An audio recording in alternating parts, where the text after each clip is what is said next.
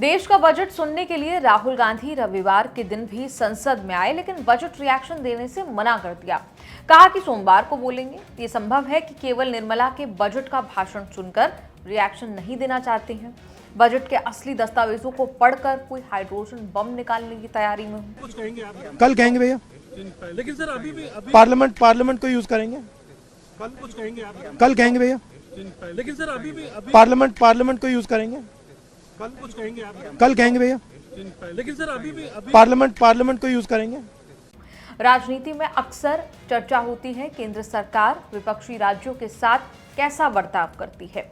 जिन राज्यों में अपनी सरकारें होती हैं या जिन राज्यों की पार्टियों की बदौलत सरकारें चलती हैं, उनकी झोली में भर भर कर मिलता है। पिछले 2 साल से बजट में आंध्र और बिहार में खूब मिल रहा था, लेकिन इस बार सरकार ने कांग्रेस शासित राज्यों कर्नाटक, तेलंगाना, हिमाचल को भी बहुत कुछ दे दिया। राहुल जब रिएक्शन देंगे तब उन्हें भी जरा सोच समझकर बोलना होगा कि कांग्रेस शासित राज्यों की झोली में क्या गिरा। सबसे पहले बात पैसे की। केंद्र सरकार ने इस बार राज्यों को मिलने वाले टैक्स के हिस्से में कोई कटौती नहीं की है। राज्यों को मिलने वाली 41% की हिस्सेदारी बरकरार है। यानी कर्नाटक और तेलंगाना जैसे बड़े राज्यों को उनके विकास के लिए केंद्र के खजाने से 14 लाख करोड़ में से अपना तय हिस्सा मिलता रहेगा। अब बात करते हैं बड़े प्रोजेक्ट्स की। अगर आप बेंगलुरु या हैदराबाद में रहते हैं तो आपके लिए बड़ी खबर है। बजट 2026 में 7 नए हाई स्पीड रेल कॉरिडोर का ऐलान हुआ है। इनमें से मुख्य कॉरिडोर हैदराबाद बेंगलुरु और चेन्नई बेंगलुरु को जोड़ेंगे। यानी कांग्रेस शासित राज्य इन दोनों राज्यों में व्यापार और सफर अब रॉकेट की रफ्तार से दौड़ेगा। हालांकि कर्नाटक के डिप्टी सीएम डीके शिवकुमार इतने संतुष्ट नहीं हुए। उन्होंने सौतेला व्यवहार का आरोप लगाते हुए कहा कि कर्नाटक देश को सबसे ज्यादा टैक्स देने वाले राज्यों में से एक है, लेकिन बदले में उसे उसका जायज हक नहीं मिल रहा है।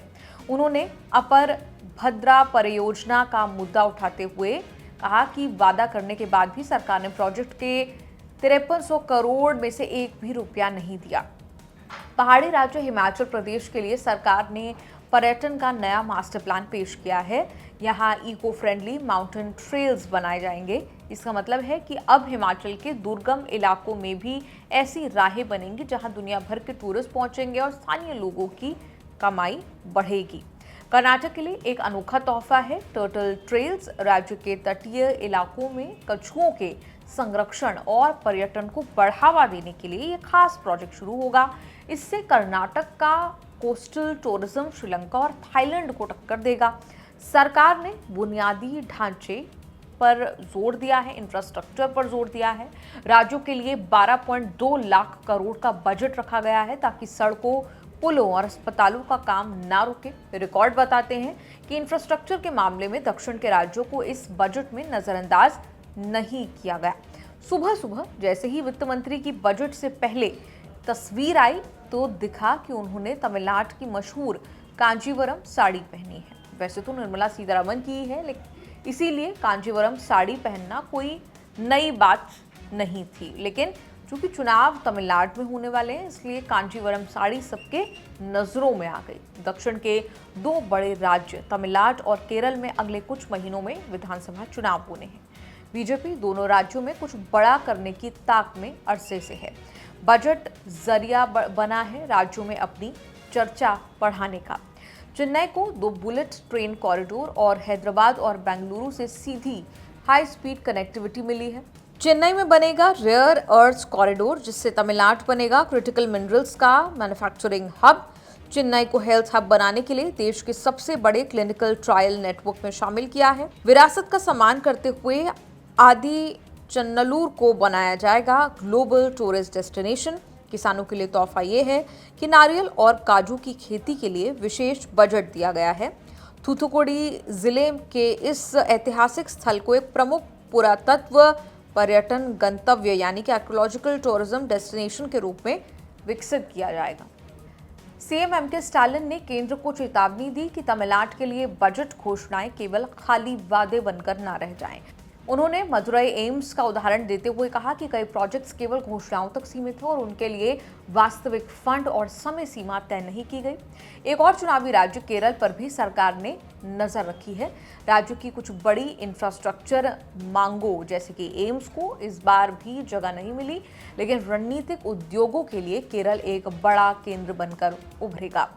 केरल को देश के उन 4 तटीय राज्यों में शामिल किया गया है जहां डेडिकेटेड रेयर अर्थ कॉरिडोर स्थापित एस्टैब्लिश किए जाएंगे। कॉरिडोर विजिनम पोर्ट को चावरा और कोच्चि से जोड़ेगा। इससे दुर्लभ खनिजों यानी कि जो क्रिटिकल मिनरल्स होते हैं उसके खनन, प्रोसेसिंग और रिसर्च में केरल एक ग्लोबल हब बनेगा। इसमें लगभग 42,000 करोड़ के निवेश की उम्मीद है। नारियल प्रोत्साहन योजना में भी केरल को शामिल किया गया है। सरकार ने कोकोनट प्रमोशन स्कीम की घोषणा की है। इसके बहुत पुराने पेड़ों को हटाकर नए और उन्नत किस्म के पौधे लगाने के लिए आर्थिक मदद दी जाएगी, जिसका सबसे बड़ा लाभ केरल के 10 लाख से ज़्यादा नारियल किसानों को मिलेगा। कोच्चि बेंगलुरु इंडस्ट्रियल कॉरिडोर से इंडस्ट्रियल हब वाला फायदा मिलेगा। हालांकि सीएम विजयन ने सवाल उठाया कि एम्स रेलवे कोच फैक्ट्री जैसी मांगों को क्यों नजरअंदाज कर दिया, क्यों वायनाड पैकेज पर चुप्पी साधी। विजयन ने आरोप लगाया कि केंद्र उन राज्यों को सजा दे रहा है जो शिक्षा और स्वास्थ्य जैसे क्षेत्रों में प्रगति कर रहे हैं और बजट को केवल चुनावी लाभ के आधार पर तय किया गया है। आपका इस बजट पर क्या आपकी राय है, कमेंट्स में लिखकर जरूर बताएं। हार्ट अटैक पे क्या कहेंगे कि क्या किया जाए जिनको डर भी है कि हार्ट अटैक में क्या होगा। कुछ लोग देख रहे हो सर केस जिम में जा रहे हैं, जिम में ही गिर जा रहे हैं, हार्ट अटैक हो जा रही है। ये काफ़ी देखा गया है कि पिछले 8-10 साल में और स्पेशली लास्ट 3-4 साल 5 साल में तो काफ़ी देखा गया है कि heart attack, sudden heart attacks बहुत हो रहे हैं।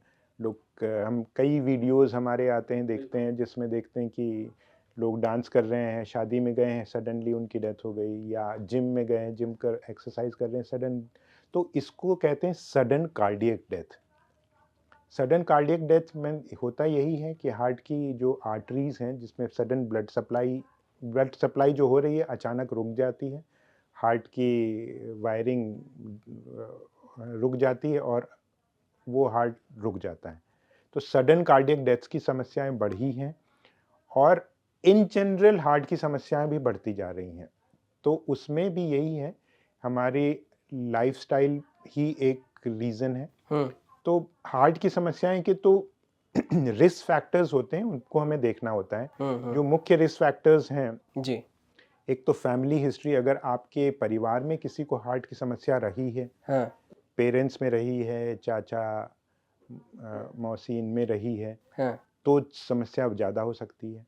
दूसरा, डायबिटीज़ इंपॉर्टेंट रिस्क फैक्टर है, अगर डायबिटीज़ है तो रिस्क ज़्यादा है। हाइपरटेंशन, ब्लड प्रेशर है तो ज़्यादा है। कोलेस्ट्रॉल की समस्या है तो ज़्यादा है। स्मोकिंग बहुत इंपॉर्टेंट रिस्क फैक्टर है, अगर कोई स्मोकिंग करता है तो उसमें काफ़ी हद तक रिस्क ज़्यादा है।